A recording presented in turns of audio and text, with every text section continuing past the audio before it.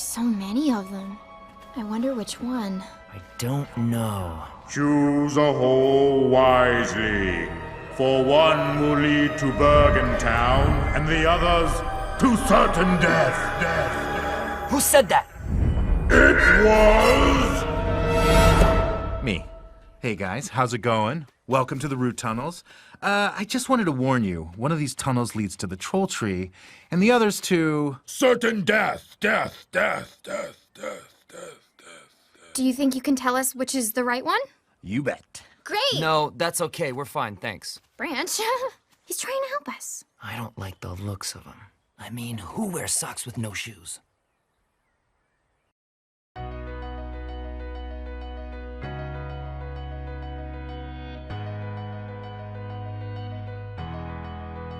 So many times I feel like the Cloud guys. I'm trying to teach this class and everybody's kind of the branch, although eventually I kind of run into one Poppy every now and again, but for the most part it's like everybody's not really wanting to give me that high five for the information I'm trying to share. It just makes me really unpopular, right? So we're going to do that again, but it sets the stage for what we're going to talk about today, which is mortality, which is risk. And remember, risk is the probability that something could happen. And we're going to talk about behavior modification. And again, these things make me really unpopular, but they need to be said. So it's been quite a while since I've heard this quote, but knowledge is knowing that a tomato is a fruit. Wisdom is knowing not to put it in a fruit salad. And we're going to kind of start today with giving you some knowledge. And hopefully by the end, we've got you kind of prepped to import some wisdom. So we're going to start today by talking about the top 10 causes of death. Then we're going to give you the actual causes of death, what's really behind all those things that are killing Americans. And then we're going to contrast modifiable and non-modifiable risk factors.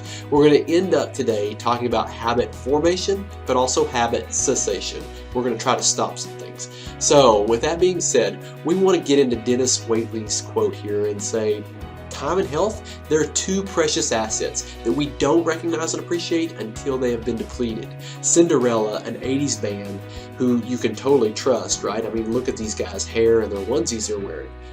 They said, you don't know what you got till it's gone. And I couldn't agree more. These are very important things to know that what we have is fleeting, and so we need to value it, but also protect it. So, quotes for the module today come from Craig Rochelle, who says, and I love it when he says this, successful people do consistently what others do occasionally. Well, who are others? Well, they're unsuccessful people. They're not getting many things done. So consistency is a key element to doing things the right way and getting success, right? But the other side of this is what James Clear says. He says that every choice you make is a vote for the person you want to become. That's powerful stuff because it really reflects on me, what are my choices telling me, and ultimately showing other people, and then more importantly than that, producing. What fruit does that, or what fruit comes from my choices? So these top 10 causes of death. Number one in America, and this has been true for so long, is cardiovascular disease. This is the one that we consistently see and we'll talk about and give it its own talk in this class. Number two, though, is cancer. And many of you probably would have flip-flopped that and thought, well, cancer is probably the biggest killer. It is close, but it's not quite surpassed cardiovascular disease yet. The number three thing is lung disease. And yes, COVID-19 does fit into that. And we'll kind of break into that just a little bit as we talk about lung disease. But we're talking more about COPD, which is emphysema and chronic bronchitis. Number four, though, is stroke. That's cerebrovascular accident. It's a very debilitating, very devastating thing that could occur. And if you do survive it, it leaves you with some long-lasting effects. Number five is unintentional or accidental injuries, and this is things like car accidents and maybe even accidental shootings and things like that do cause people to die. Alzheimer's is number six, and that is that cognitive as well as physical decline that we kind of touched in on the first video. Number seven, this is diabetes. Number eight, kidney disease. Number nine, influenza and pneumonia. Yes, they still exist and they do kill people. but number 10, and the sad one is suicide.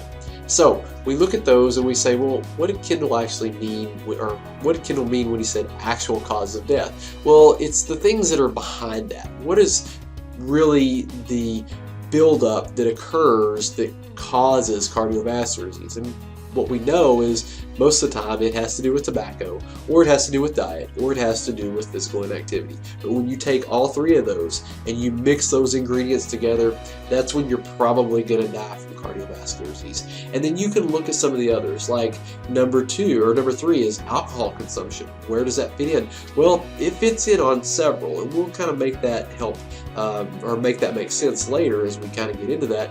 But then you have microbial agents like viruses and bacteria. You have toxic agents, and remember we talked about environmental health in the first video, but look at now where that ranks. It's pretty high. Motor vehicles, they're a death trap, right? So we need to kind of think about what stewardship we need to apply to our driving. Definitely not texting or drinking or marijuana use and driving. Firearms come in, but look, they're pretty low down on the list. A lot of people think that homicides and things are really a lot more involved, but they're actually not. Sexual behavior, though, it's on the list, and illicit drug use on the list as well. So all of these things are contributors to our top 10 causes of death. What about risk factors? Well, risk, that probability that something happens, breaks down into two categories. Number 1, you have modifiable. These are things you have a choice in. Well, remember what James said. Every choice you make is a vote for the person you want to become. So if you choose to smoke, you choose to probably have risk of death through cardiovascular disease, or maybe even lung disease or cancer, right? So that's what we know. Now, this is pretty broad, and we're going to get into that, but there's also those non-modifiables. These are things like gender, age, parents, that you really don't have a say in, and when they happen, that you may have diabetes more if your ethnicity is Native American, or you may have cancer more if your ethnicity is black or white or maybe even Hispanic. And so these are things you don't really have a big say in, right? You can't change that. So you have to understand there are some hard, fast, non-modifiable things that are going to come up, and for those, you're just going to have to accept. But there are other things out there. Those choices that you participate in, you can change those. And speaking of change, what we want to tell you is that from change, it's really not going to always be the easiest. In fact, you kind of look at modifiable risk factors and you kind of think, okay, this thing that Kendal talked about, behavior modification. Well, you look at basically behaviors as reward or punishment. And the example I like to share with you is a smoke break versus a run. Well, if you're going to take a smoke break, almost always you're probably going to engage someone else who's taking a smoke break. And that smoke break could be very rewarding because you get to spend time socializing. You also get to spend time kind of decompressing from work. You get that nicotine bump, and it kind of helps stimulate you through your day. And so you might look at that and say, well, that's very rewarding. I'm going to participate in that. But if I said, hey, let's get up in the morning and let's go for a run, and you're like, when? And I'm like, 6 a.m. And you're like, what? 6 a.m.? And I'm like, yeah, let's do a run at 6 a.m. And you're like, no, I want to be in my bed, under my covers, warm, asleep at 6 a.m. That sounds rewarding.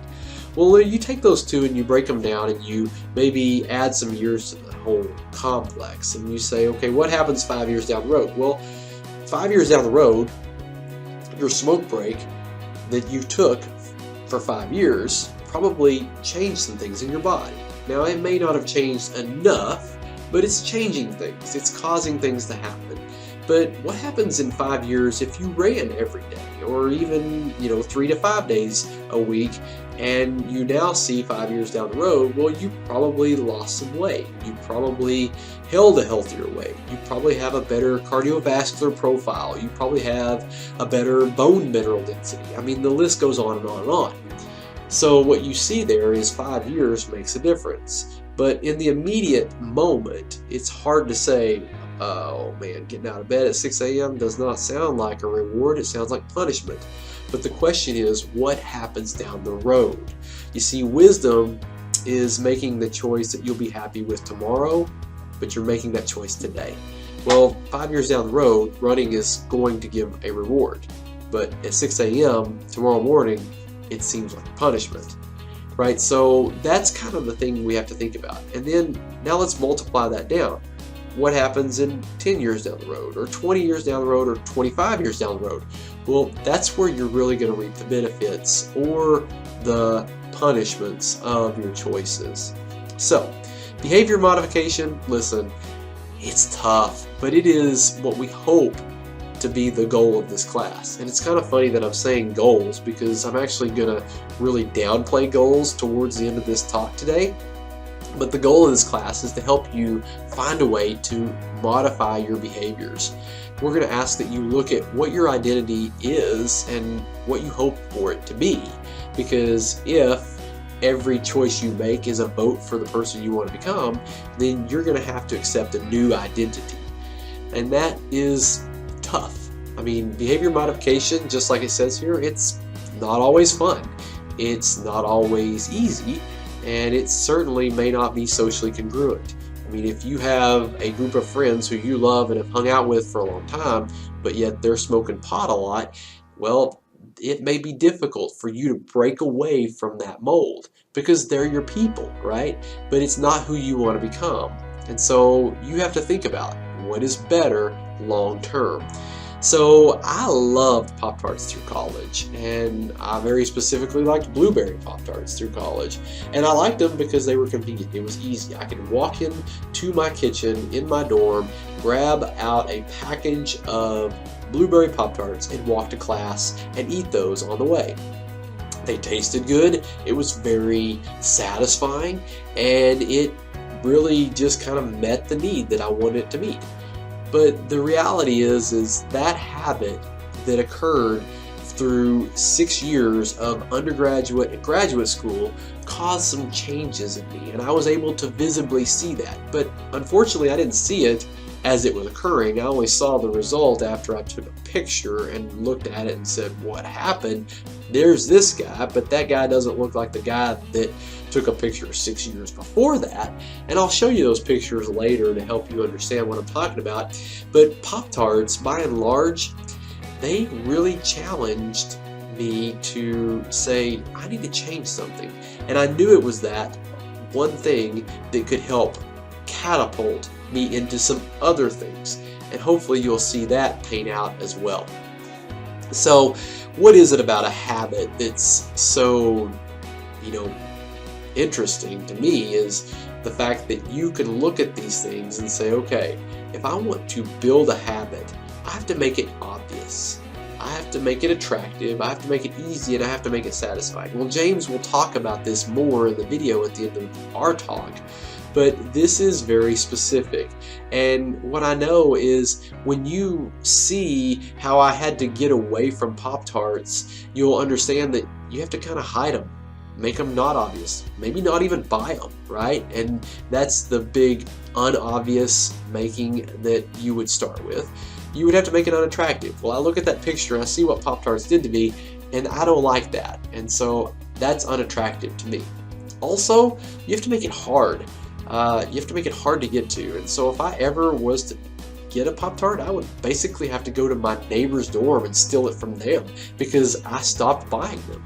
And that's kind of hard to do, and plus it could get me thrown in jail, and I didn't want to do that. So it also made it very unsatisfying. Another thing that I know is that I was not satisfied anymore to eat a Pop-Tart. It didn't taste good because I knew what it was doing to me. And so that also helped catapult me into a new behavior. Right? So those are some things that we're going to look at and then even practice in our assignment as we get to it. Some other things that I want you to know about is I may sound like I've got it all together on a video, but the reality is I'm terrible at remembering to do things. And like taking vitamins, for example, I had to really think about there's some deficiencies I have and I need to make it better. So one of the things that I do is I keep my vitamins right there on my desk. That's the picture on the left. That's the picture I'm looking at, but also can see it. And just to prove it to you, there they are. And they stay on my desk because that's the best place for me to remember to take them. I don't remember to take them in the morning. I'm too rushed to get out the door. I don't remember taking them at night because I really just want to go to bed. So I take them at my desk, and that's kind of where I keep them. And as long as they're there, I remember to do that because it's obvious, it's attractive because I can see it and I know that I'm going to get some benefits from them. It's easy, it's right there. So when I eat my breakfast or lunch, it's right there on my desk. I just take them when I do that, and then it's satisfying because I know I did something healthy for me. So it's a simple thing. But you know, one of the things that I had to understand was that social media can be very devastating to me. I am constantly comparing myself to other people that I see on social media. I really like to bash my efforts that I do for exercise when I see how good someone else did. I like to think, wow, it must be nice for that person to go on vacation when I see their pictures on Instagram. And I think about just how really unfunny I am and how bad I am at making videos when I watch TikTok, right? So these are things that don't go well for me. So what I did was I built a file in my phone and I literally labeled it crap I don't want to see. And this is a screenshot of it, what you see on the right. And I put all of my socials right there in that file. And so it's also on the last page when you look in my phone. I have to actually scroll over and then find this, and it's a very small folder and I just don't see it. So I hide it. It's also unattractive because I don't really like what I see when I get in there because all I do is compare. And it's hard to get to because, again, I have to get into my phone, and also it's on the left side of the screen, which makes it harder for me to like reach over and click with my thumb. So I actually have to bring in my left hand, which I'm really not good at doing, and click on it. So there's the hard, and it's unsatisfying. I'll tell you that if I'm gonna use any social media, I literally name the 3 people that I want to see, and I go into the social media folder, I open the social media that I want, and I'll look for those 3 people, and once I find those 3 people, I see what they've posted, and then I'm out. And that's it. That is how I have crunched down on this comparison trap that social media is. But also, I don't sit there and scroll for like 3 hours, and that's helped me too.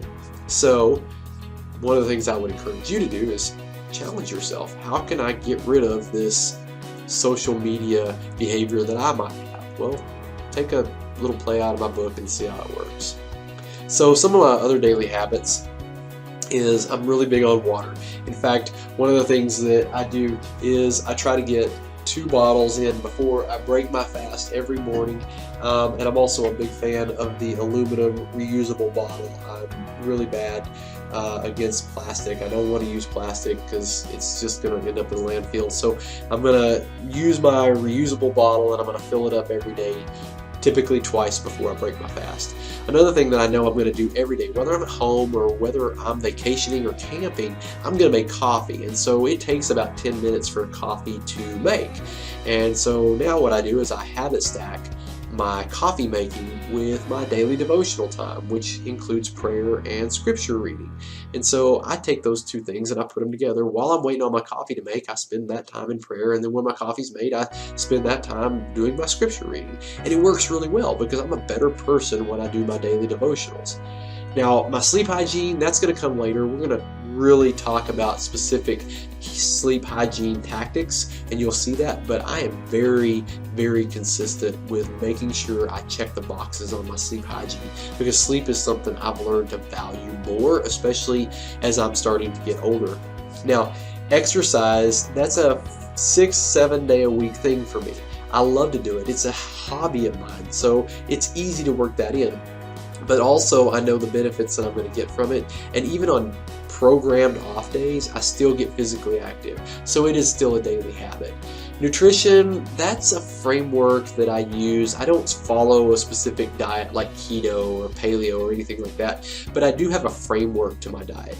And as long as my framework is hitting, then I'm pretty good about, making sure that I follow that throughout the week and even into the weekend. I just basically time restrict my feeding schedule where I have a window, and it kind of sounds like intermittent fasting, but I just don't call it fasting. That's something a little more critical to my spiritual health, but it is fasting in a way. But I have a window, and I eat during that window, and then when that window closes, I just don't eat. And so that's my framework, and I do that almost every day. I do break that habit sometimes, and I'm not so good with it. And that's even true with relational health, where I try to touch base with friends every day, but sometimes I don't.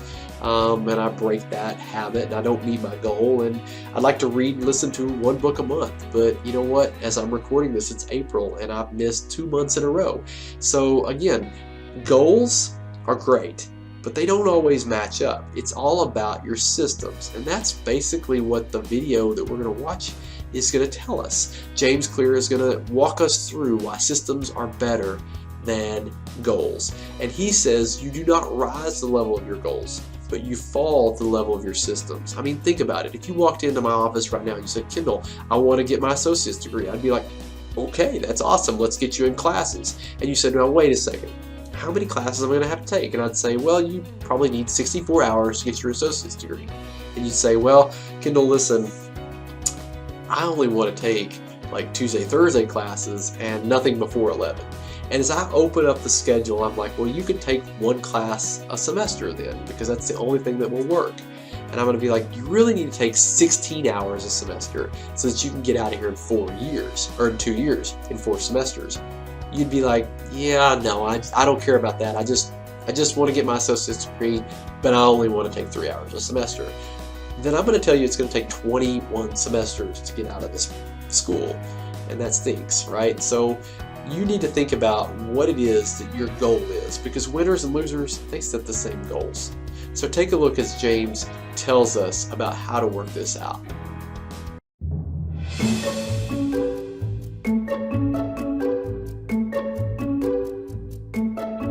Hi, I'm James Clear, and I'm the author of Atomic Habits. I write about habits, decision making, and continuous improvement at jamesclear.com. A habit is a behavior that's been repeated enough times to be done more or less automatically. So it's kind of like this cognitive script that your brain can rely on whenever the situation is relevant. And this is really the role that habits play. They allow you to develop and automate solutions to the recurring problems that you face so that you can allocate your attention and energy to other problems, to what's on your to-do list for the day, or what you should say at the meeting in the morning, and so on. And so the more cognitive space you free up by automating your habits, the more you can direct your energy to the other areas of life that require your attention. So I don't think that goals are useless. They serve an important purpose, but I do think that we overvalue goals. And what I mean by that is, often we think about the outcomes that we want, how much money we want to earn, or how much weight we want to lose, how long we want to meditate each day, whatever it happens to be. And we think that what needs to change are the results in our lives. We think that, for example, we need a clean room. But if you get motivated and you clean a room for, an hour or two, you'll have a clean room for now. But if you don't change the messy, sloppy habits that led to a dirty room in the first place, then you turn around a month from now and your room is dirty again. And this is kind of the deeper lesson about habits, which is that we think the results in our lives need to change, but really it's the habits behind those results that need to change. Most of your outcomes in life are just a lagging measure of your habits. So your weight is a lagging measure of your eating habits. Your net worth is a lagging measure of your financial habits. The cleanliness of your room, or the clutter that is there, is a lagging measure of your cleaning habits. And so, in a sense, you get what you repeat. And if you want to change your outcomes, you don't need to change your goals, you need to change your systems.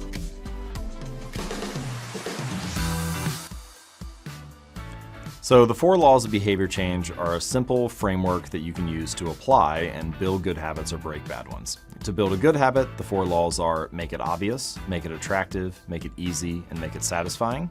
And to break a bad habit, you simply invert those. So you want to make your bad habits invisible, make it unattractive, make it difficult, and make it unsatisfying. For example, when I wanted to build a flossing habit, I realized that I brushed my teeth twice a day, but I didn't floss consistently. And one of the issues was that the floss was hidden away in a drawer in the bathroom, so I just wouldn't see it. So I bought a little display bowl and placed it on the counter and put the flossers right next to my toothbrush. So now it's obvious. Brush my teeth, put the toothbrush down, pick a flosser up. And that's one way to employ both the first law, make it obvious, and the third law, make it easy, by having it conveniently out in the right place. If you want to break a bad habit, then one example could be watching less television or watching less Netflix. And one way to do that is, first you have to acknowledge, like, when you walk into pretty much any living room, where do all the couches and chairs face? They all face the TV. So what is this room designed to get you to do? It's designed to get you to watch television. So you could change the location of things. So instead of making it obvious, you want to make it invisible. So you could put the television behind a wall unit or a cabinet so that it's, behind doors and you're less likely to see it. Or you could put the remote control in a coffee table or something like that so you don't see the remote control as often. But you also could make it more difficult. So for example, you could unplug the television after each use and only plug it back in if you can say the name of the show that you want to watch. So there's no mindlessly just turn on Netflix and find something. Or if you wanted to take the batteries out of the remote control, that would add a little bit more friction. So it takes an extra 5 or 10 seconds each time to turn it on. And you may have to say, all right, do I really want to watch this or am I just doing this out of habit? One of the key ideas in the book is that a habit must be established before it can be improved. And what I mean by that is you should scale your habits down to something you can do in just the first 2 minutes. So for example, do yoga 4 days a week becomes take out your yoga mat. Or read 30 books a year becomes read 1 page. And by scaling it down to something you can do in just 2 minutes, you can focus on mastering the art of showing up and establishing your habits. And once you do that, once you become the type of person who takes out their yoga mat 4 days a week or reads 1 page every night, you allow yourself the option to improve and optimize from there. But so often we're focused on finding the perfect diet plan or the perfect plan for change, the ideal business idea. And we're so focused on optimizing for the finish line that we never figure out how to optimize for the starting line. And that's often the place that I would recommend you start if you're looking to build a good habit. Scale it down to just the first 2 minutes, master the art of showing up, and then you have options. So that was great, right? So I really learned a lot every time I watched that video, and I hope that you did too, and I hope it made it very, very real for you. As we kind of sum everything up, I want you to remember, if you got on a raft or a floaty like you see in the picture here, you would float whatever way the wind blows you. So let's think about this. Do you want to get to a destination? Because if so, you're going to have to get intentional. You need an oar, you need a motor, you need to go that direction, and it's going to take action. Hope you've enjoyed this first module. Jump in now, let's get our assignments done, and let's see what we can do about our habits, our health, our wellness. See you soon.